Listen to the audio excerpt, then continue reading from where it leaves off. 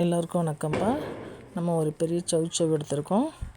சவுச்சவ் வச்சு ஒரு சவுச்சவ் கூட்டு ஒன்று செய்ய போகிறோம். அதுக்கு சவுச்சவை நல்லா தோல் சீவிட்டு வந்துடலாம். தோல் சீவிட்டு நல்லா சின்ன சின்னதாக பொடி பொடியாக அரிஞ்சு வந்துடலாம்.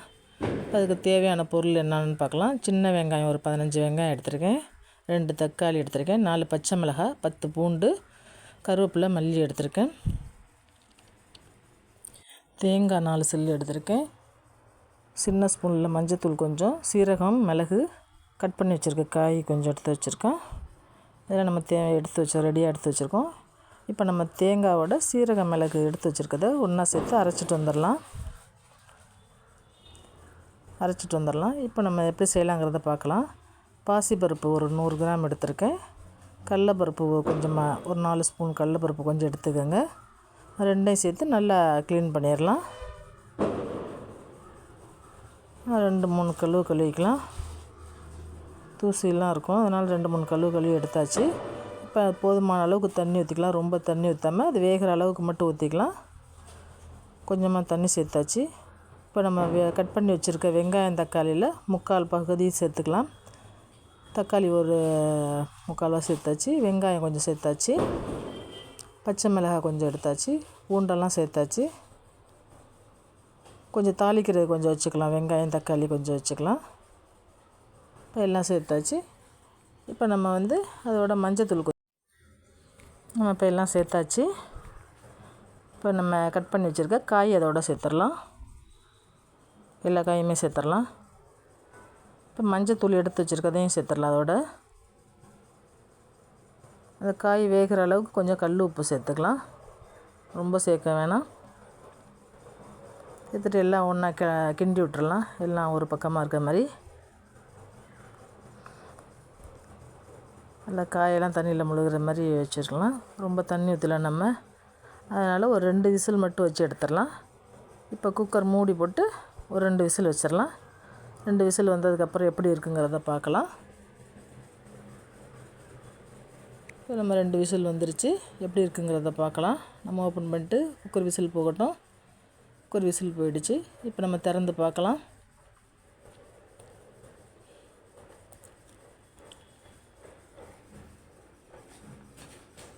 பாருங்கள், நல்லா 3/4 வேகாத வெந்திருக்கு. இந்த அளவுக்கு வெந்தாவே போதும் நமக்கு. ஏன்னா திரும்பி நம்ம அதில் தேங்காய்லாம் சேர்ந்து வேக வைப்போம். இப்போ நல்லா கரண்டியில் கிண்டி விட்டு பார்த்திங்கன்னா உங்களுக்கு தெரியும். ரொம்பவும் குழஞ்சி போகாமல் 2 விசில் வரவும் கரெக்டான பதத்தில் வெந்திருக்கு நமக்கு.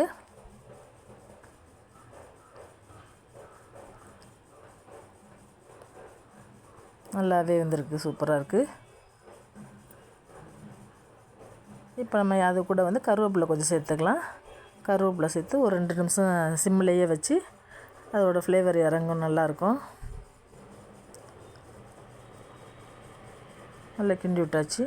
இப்போ அது கூட நம்ம அரைச்சி வச்சுருக்க தேங்காய் சீரகத்தை சேர்த்துக்கலாம்.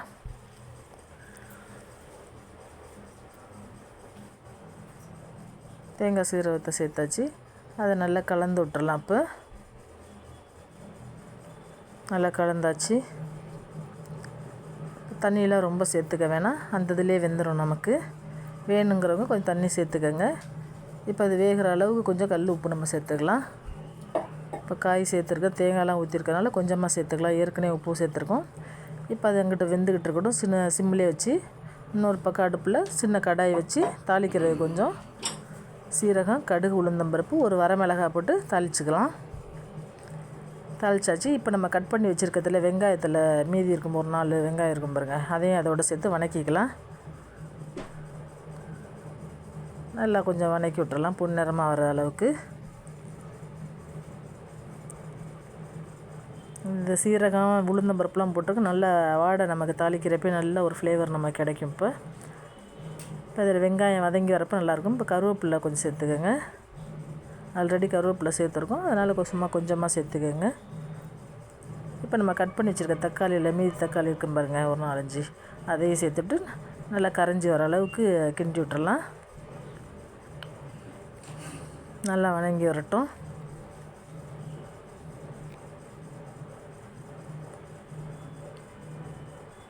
வெயில் நாளைக்கெல்லாம் இந்த நீர்க்காயெல்லாம் ரொம்ப நல்லது. இதை நம்ம கூட்டு, பொரியல் இது மாதிரி செஞ்சுக்கலாம். இப்போ பெருங்காயம் கொஞ்சம் சேர்த்துக்கலாம்.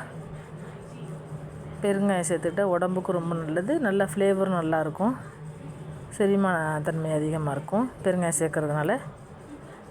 நல்லா கரைஞ்சி வந்துச்சு பாருங்கள் தக்காளி. இப்போ நம்ம அந்த பக்கம் இருக்கிற காயை எடுத்து இதில் போட்டு நல்லா கிண்டி விட்டுறலாம். கிண்டி விட்டு 2-3 நிமிஷம் அப்படியே சிம்லையே அங்கே அந்த தேங்காய் இதெல்லாம் சோம்பு இதெல்லாம் அரைச்சி ஊற்றணும் பாருங்கள், சீரகம் அதெல்லாம், அதில் அந்த பச்சை வாடை போயிருக்கும். இப்போ வச்சு சிம்லையே வச்சு இந்த காயை நல்லா கலந்து விட்டுறலாம். இல்லை இப்போ தாளித்தது எல்லா பக்கமும் இருக்கிற மாதிரி நல்லா கிண்டி விட்டுறலாம். சிம்மிலேயே இருக்கட்டும், ரொம்ப ஆனில் வைக்க வேணாம். அது சூப்பராக ரெடி ஆகிடுச்சு. அதான் இப்போ காய் பாருங்கள், நல்லா சூப்பராக இருக்குது, பார்க்குறதுக்கே சூப்பராக இருக்குது. இது சாப்பாட்டில் போட்டு பிசைஞ்சு சாப்பிட்லாம், தொட்டுக்கலாம். நம்ம சப்பாத்தி தோசை இதுக்கெல்லாம் கூட நம்ம சேர்த்து சாப்பிட்டுக்கலாம். நல்லாவே ரெடி ஆகிடுச்சு காய். இப்போ இதில் நம்ம மல்லி இலை இருந்தால் போட்டு இறக்கிற வேண்டியதான். மல்லி இலையை போட்டாச்சு. நல்லா மல்லி இலை எல்லா பக்கம் வர மாதிரி நல்லா கலந்து விட்டுடலாம்.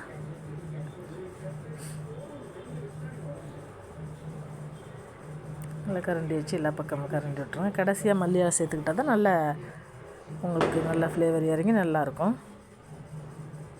ரெடி ஆயிடுச்சு. இப்போ சூப்பரான சுவையான சௌ கூட்டு ரெடி பண்ணிட்டோம். இதே மாதிரி நீங்களும் செஞ்சு பாருங்கள். லைக் பண்ணுங்கள், ஷேர் பண்ணுங்கள், கமெண்ட் பண்ணுங்கள். தேங்க்யூ ஃபார் வாட்சிங்.